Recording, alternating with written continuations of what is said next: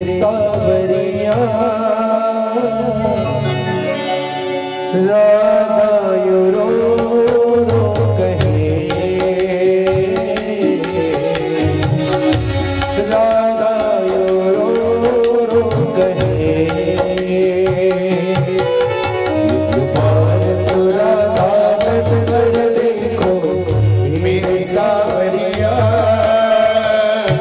राधा यो row row कहे,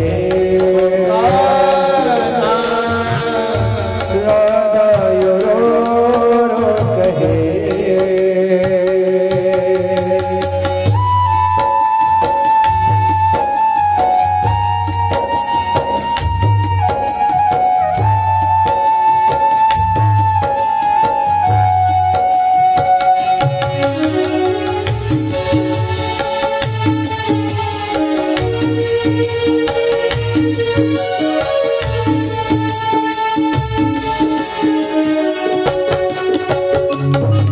क्या होती है आंसू, क्या पीड़ा होती है, क्यों दर्द उठता है, क्यों आँखें रोती है। क्या होती है आंसू, क्या पीड़ा होती है, क्यों दर्द उठता है, क्यों आँखें रोती है। एक बार आंसू तो बहाकर देखो सावरिया, राधा यो रो कहे।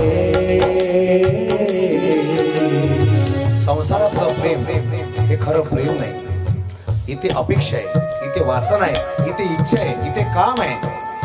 पण गोपिकांचं प्रेम, राधेचं प्रेम, निश्चिम प्रेम उल्हासे मज अर्पयाचे नेमिसे फळ एक आवडी तैसे मला तयाचे हो। ऐका काय घडलं, राधा म्हणाली कृष्णा जर माझ्या शरीराची जखम असती तर बसली असती, पण अंतकरणाची जखम, हृदयाची जखम जो सोडून गेल्यानंतर होते तुला कळेल। एकदा राधा होऊन पहा। आणि मग काय म्हणाली, तू तर म्हणत होता की प्रसंग जर पडला तर मी माझा जीव सुद्धा देईल। तू तो कहता था मेरी जान भी ले लो,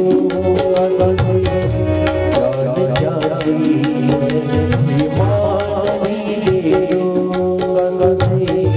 तू तो कहता कि मैं जान भी ले लो,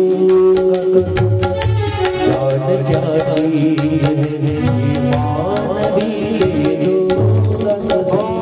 राधा यो रो कहे, ओ रो रो कहे। डोळ्यामध्ये अश्रू होते, यशोदा पाहत होती। वरज वाकड्या पेंद्या सुदामा ढसा ढसा बोक्सा बोक्षी रडत होते।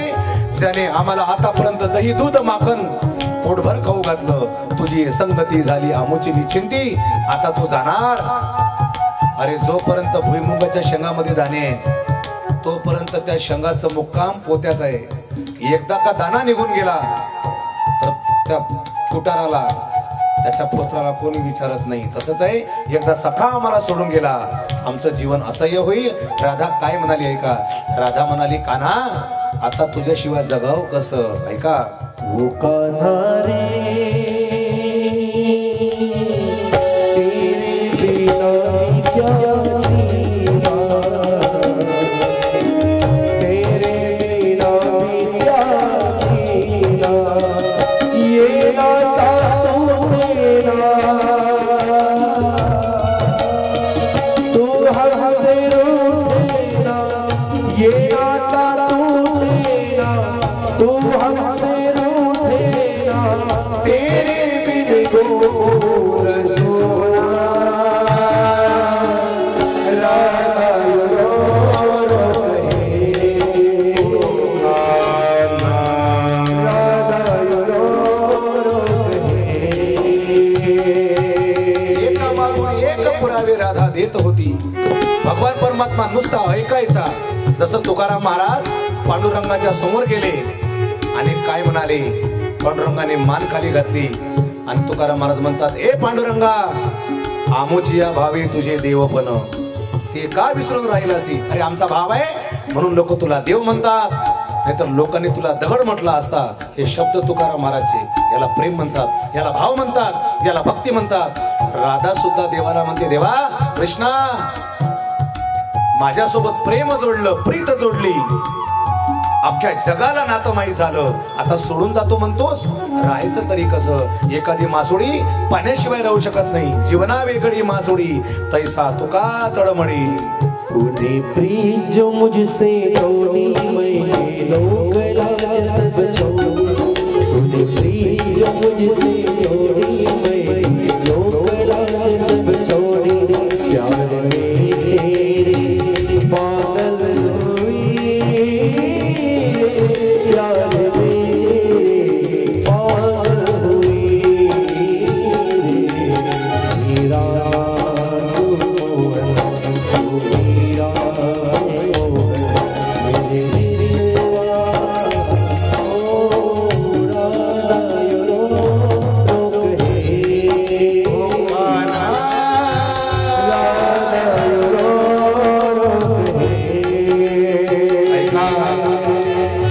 मेरा समजावून सांगितलं. शेवटी भगवंताने आपली बासरी राधेच्या जवळ ठेवली. राधा हा प्राण आहे माझा, माझी बासरी तुझ्या जवळ सदैव राहील, माझी आठवण. पण एक लक्षात घे, मी देहाने जरी मथुरेमध्ये असलो राधे, पण माझं मन सदैव गोकुळामध्ये वृंदावनामध्ये असेल.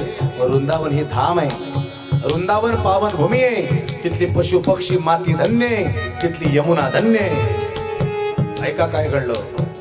बसले रथावर अक्रोजी महाराज बसले, बलराम दादा बसले, आणि काय झालं? आकांत झाला.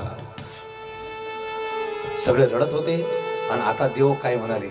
हळूच, अक्रोजी महाराज आता थांबू नका, आता पटकन चला. आता जर इथे थांबलो तर कदाचित एखाद्या गोपिकाचा जीव जाऊ शकते. तुम्हाला एक सांगू, इथे देवही रडत होते, पण देवाने विचार केला, आता मी जर या प्रेमामध्ये गुंतलो तर कंसाचा वध होणार नाही, पुढेही बहुत करणे आहे. ऐका मायबाप, जेव्हा दुःख होते ना, हृदयाला वेदना होतात, जेव्हा आपलाच आपल्यापासून दूर जातो तेव्हा काय दुःख असतं. इथे तर परमात्मा आता यशोदाला कधी भेटणार नव्हता. ज्याची निर्मिती विश्वा करीत आहे तो कोणा एका घरी बांधल्या राहत नाही. हे विश्वची माझे घर. दत्तगीर महाराज फक्त एका करजगावापुरते मर्यादित नाही, एका वरुड तालुक्यापुरते मर्यादित नाही, एका जिल्ह्यापुरते नाही, एका राष्ट्रापुरते नाही, एका देशासाठी नाही, तर संपूर्ण विश्वासाठी ज्यांचा अवतार आहे ते दत्तगीर प्रभू आहे, स्वामी आहे. त्यांची साधना, त्यांची उपासना, त्यांची भक्ती, त्यांचं ध्यान, त्यांची असलेली धुनी अविरत, ही सर्वांची मनोकामना इच्छा पूर्ण करणारी आहे. का? कारण संपूर्ण विश्व त्यांचं घर आहे. भगवंताने विचार केला, मी जर इथेच थांबलो तर कंस मरणार नाही. बसले रथात, आकांत झाला, रती चढ रे वनमाळी. आता काय झालं? देव बोले अक्रूरासी,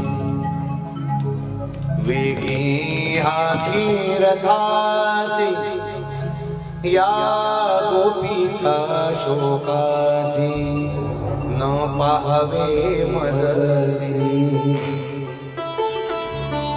एका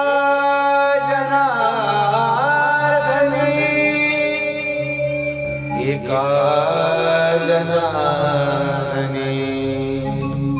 पुढचं वाक्य भयानक आहे. एका जनार्दनी एवढं लिहिलं, एकनाथ महाराजांना थरथर हात कापला आणि हातातला लेखनी पेन सुटला आणि खाली पडला, अंग थरथर कापत होतं. पुढचं वाक्य काय होतं? लिहिता लिहिता रड आला.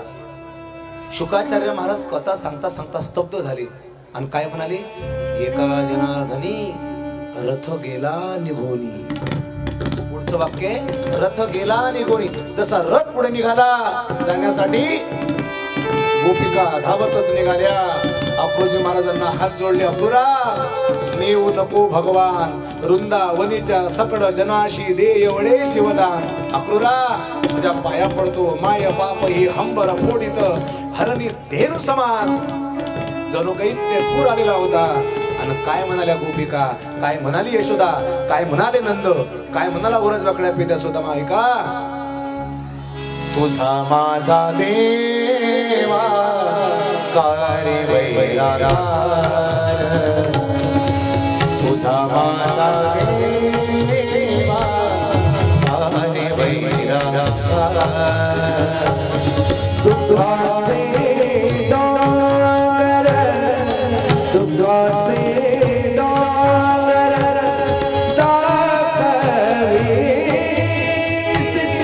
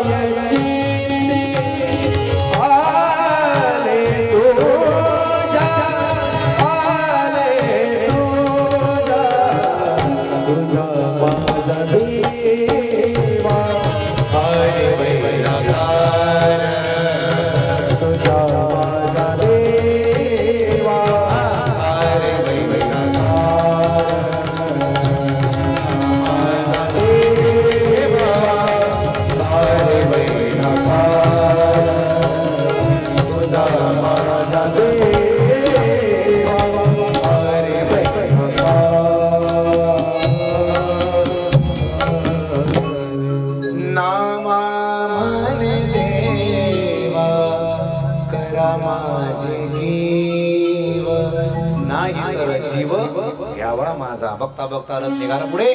अकलूजी महाराजला फार वाईट वाटलं. अरे अरे अरे, इतक्या आनंदातून दुःखातून मी घेऊन चाललो, नंतर काही कमी जास्त झालं पापाचा वाटेकरी मी होईल. पण काय होणार आहे? ज्यानं कालियाचं मर्दन केलं, ज्याने द्वादश अग्नी गिळला, ज्याने गोवर्धन उचलला, तो काय साधा आहे? नाही नाही नाही नाही नाही, हा काळाचा हे महाकाळ आहे. काही होणार नाही. आधार आला.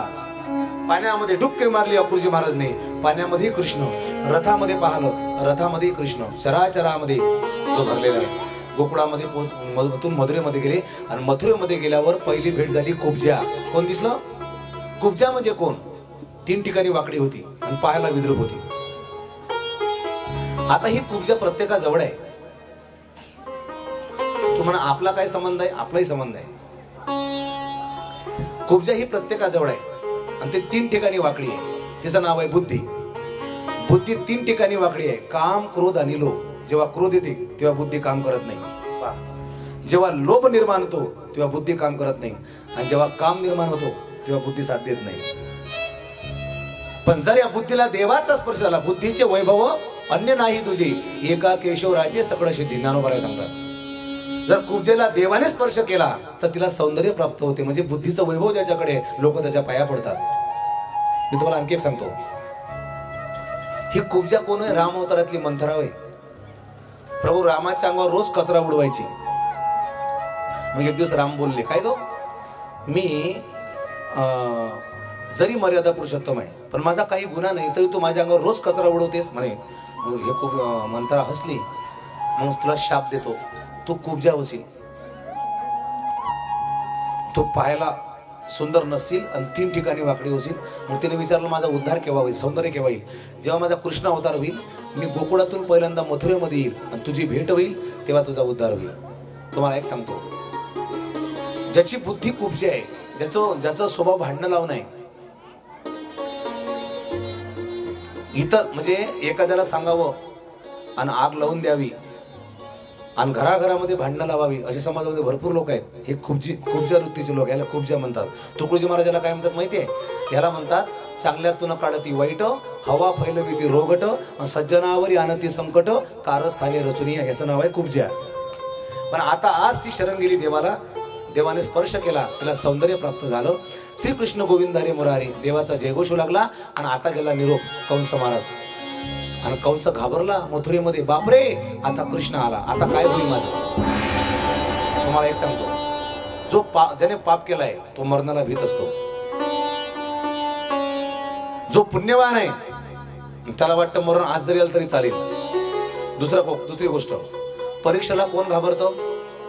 अभ्यास करणारा की अभ्यास न करणारा? पटकन सांगा. हा, ज्याचा अभ्यास पूर्ण झालेला आहे तो परीक्षेला कधीच घाबरत नाही. त्याला वाटतं उद्याचा पेपर आज झाला तरी बरं होईल, मी एकदाचा मोकळा होईल. पण ज्याचा अभ्यासच झाला नाही आणि त्याला जर समजली परीक्षा आता आली जवळ, हा काय म्हणते माहितीये? बापा आलाय टाइम टेबल एवढ्या लवकर, समजून घ्या नापास होते. जर टाइम टेबल याला भार वाटू राहिला तर पेपराचं काय सांगू तुम्हाला. हे बघा, 2 मित्र होते, सोबतच शिकले, पण एक अभ्यास करत होता आणि एक अभ्यास करत नव्हताच, अजिबात नाही.